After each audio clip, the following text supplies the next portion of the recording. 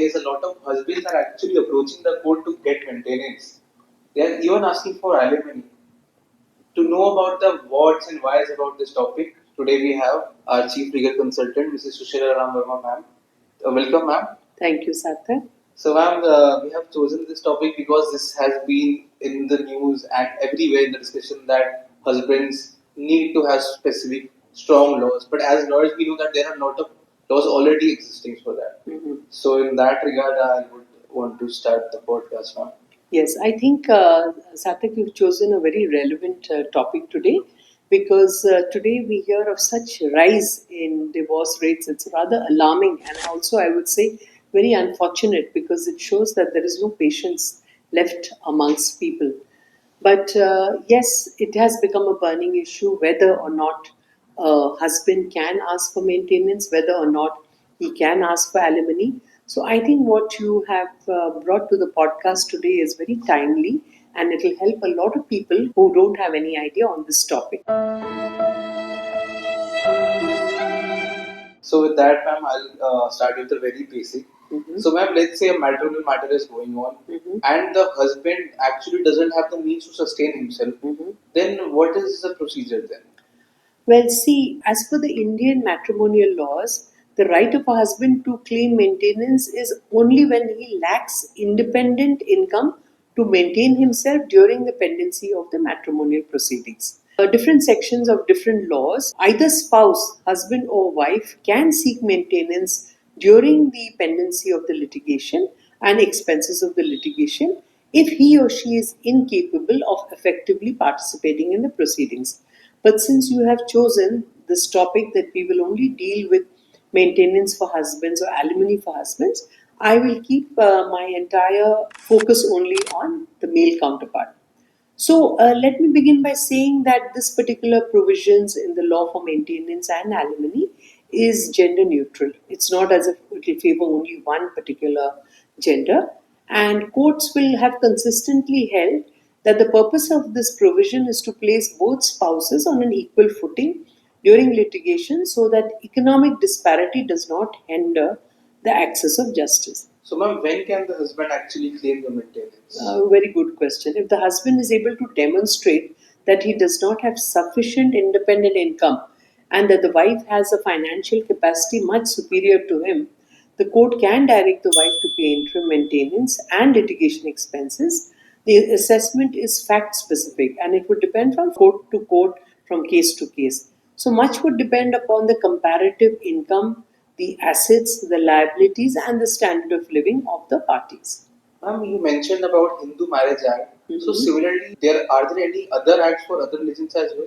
Absolutely. In fact, you know that in India, we have our personal laws. So for Hindus, the Hindu Marriage Act will have all the provisions, and for the Christians, it's the Indian Divorce Act when it comes to divorce. For Parsis, it is the Parsi Marriage and Divorce Act. And for people who are from different types of communities, it would be the Special Marriage Act. However, there is one difference between in all the laws, and that is that all the other laws are gender neutral except for the Special Marriage Act 1954, which only looks at the right of a wife to maintenance and alimony. So, apart from this, you also have the Muslim personal laws, but Muslim personal laws, Sarthak, as you know, the marriage is like a contract. So ultimately, everything depends on what is mentioned in the contract of marriage.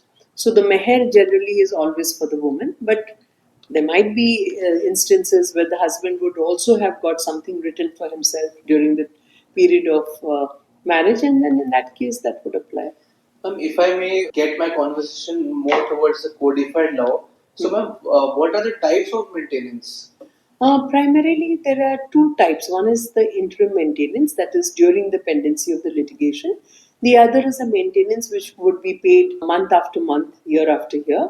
And then there is a third kind, which is actually a lump sum settlement at the end of the divorce proceedings, which is called an alimony. So, ma'am, what are the things that the court sees whether what should be given or how it should be given? What are the factors? Now, if it's maintenance pending light, that is pending the litigation, will be an interim maintenance. and it is made or given only to ensure that the husband is able to meet the basic living expenses and bear the cost of litigation while the case is going on. Permanent alimony or maintenance will be awarded at the time of passing of the decree, which is at the final stage. So this is what happens. Ma'am, we come across a word called compensatory maintenance. If you could share some light upon that as well. Now, see, compensatory maintenance is when the husband has actually done a lot for the wife for the betterment of her career, or has done a lot for the wife's parents for the betterment of whatever the situation is. Then, in such a case, the court feels that the man made so much of sacrifices. Let us compensate him on this ground also. So that is what is known as compensatory Compensatory maintenance. Compensatory maintenance. Like, for instance, if a wife is a doctor and she's really busy, and this man has to stay back at home and look after the children, and because of which he has to give up on his career, then he should be compensated. Ma'am, as you mentioned that it comes from a lot of judicial precedents, all these concepts, because they are not in the bare hand, but it is after the court's verdicts and everything. So, ma'am, are there any specific Supreme Court judgments covering all these topics? Definitely there are, but before you go to that, I should also mention rehabilitative maintenance, which is another very important thing, because the courts are recognizing that when there is a problem in the matrimonial home and there is a divorce proceeding that is going on, sometimes the court may have to give rehabilitative maintenance, that is to help the husband to better his either his skill sets, or to better his educational facilities, or to go to some place and get some training. So all these things matter. Now, coming to your question on High Court and Supreme Court cases, yes, there are several cases as far as maintenance and alimony are concerned. And many of our viewers would probably have heard of those cases also. Ma'am, we come across that Rajnesh versus Neha recent Supreme Court judgment. It's Rajnesh versus Neha, yes. That's one of the landmark judgments. It was passed in 2021. And this particular judgment brought a very uniformity and clarity on maintenance proceedings across India. The court laid down comprehensive guidelines governing the grant of maintenance, emphasizing that the object of maintenance law is to prevent financial hardship and ensure dignity for the economically weaker spouse. So I would say there's a significant contribution of these judgments when it comes to maintenance. And one thing that the court will always do is see the requirement of both the spouses, make them file detailed affidavits disclosing their income, assets, expenditure, liabilities, so that the court can make a realistic and fair assessment. Basically, it brings about the transparency between the parties so the court can adjudicate. Absolutely. Earlier, what parties were doing is they always claimed they didn't have enough income, and they would, give income tax returns which were for not forged, but which were manipulated and which would show a much lesser income. So the court decided no. Now let them file an affidavit, because you cannot lie on an affidavit. It's deemed to be perjury, and it's an offence, both civil and criminal. So, this is one very important judgment that has really affected matrimonial laws in India. Though it concerns the Hindu Marriage Act, but it applies across the board. Now, you have a case in 2017, again a Supreme Court case called Manish Jain versus Akansha Jain. In this, the Supreme Court reiterated that the object of Section 24 is to provide financial assistance to a spouse who has no independent income sufficient to fight the litigation. So, again, another very important judgment. In a very important judgment passed by the Delhi High Court, known as Rani Sethi versus Sunil Sethi, 2011, the Delhi High Court for the first time recognized that a husband is legally entitled to claim maintenance pendant light under Section 24 of the Hindu Marriage Act. In this particular case, was the first time that this kind of concept had arisen. Now, all these judgments collectively, Sarthak, established that in matrimonial matters, maintenance laws operate on the principle of equality, fairness, and economic reality, and not on gender roles. Ma'am, now that you mentioned that they are not based upon gender roles, and Yes. we have to see the specific facts of a case. So, what is the process when a wife actually makes more money than the husband? Well, the courts, like I said, everything depends on the facts of each and every case. The courts will examine the actual earning capacity of the spouses, the assets, the liabilities, the standard of living, and reasonable needs of both spouses. If the husband is unable to sustain himself in a dignified manner compared to what he had enjoyed while they were married, the court will grant maintenance after considering all these aspects. Now, what happens is that permanent alimony can be awarded to the husband only if the circumstances so warrant. But as per judicial precedents, when the wife has superior earning capacity, the court can decide both in favor of the husband, that is maintenance as well as alimony. So, ma'am, we come across this word maintenance a lot of time in our conversation today, and it can mean multiple things. But in the legal sense, what does it mean? Very good question. Maintenance is welfare oriented concept aimed at ensuring that basic necessities such as food, clothing, housing, medical expenses and other essential needs are met. Maintenance in matrimonial disputes refers to financial support of one spouse who is legally required to provide to the other when the other lacks the sufficient means or independent means to maintain a dignified life. Now, what I want to say here, Sarthak, which is very important, maintenance is not punitive, nor is it charitable. It's a legally enforceable right founded on the principles of social justice, equity, and fairness, and as such, it is gaining momentum in India. So, ma'am, how does a husband actually approach the court for maintenance?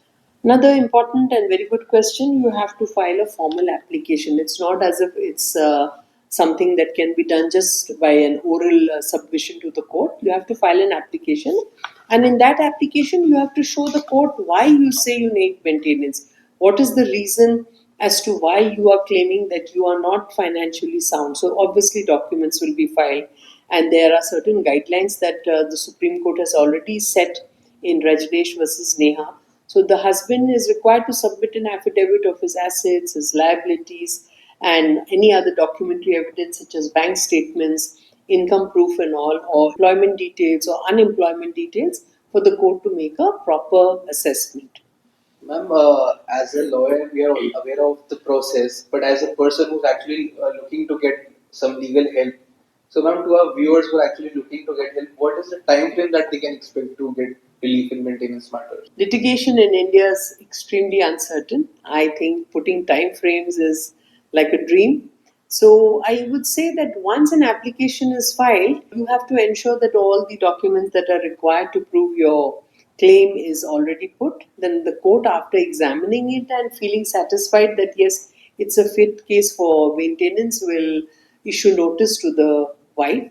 And then, when the wife files a reply, after that only the court will hear both sides, that is, arguments will commence, and then the court will decide. What happens, Sarthak, in real life is invariably the side which is the defendant or the respondent always delays the matter. So, they'll find some way or the other to delay. So, I would say ideally it would take around 3 to 6 months before maintenance application is decided. And then the husbands, can they actually even claim permanent alimony? Yes, absolutely, they can. If their earning capacity is not so much and they feel that the wife has better alimony, the wife has better income and better properties, they can. But they'll have to make out a case.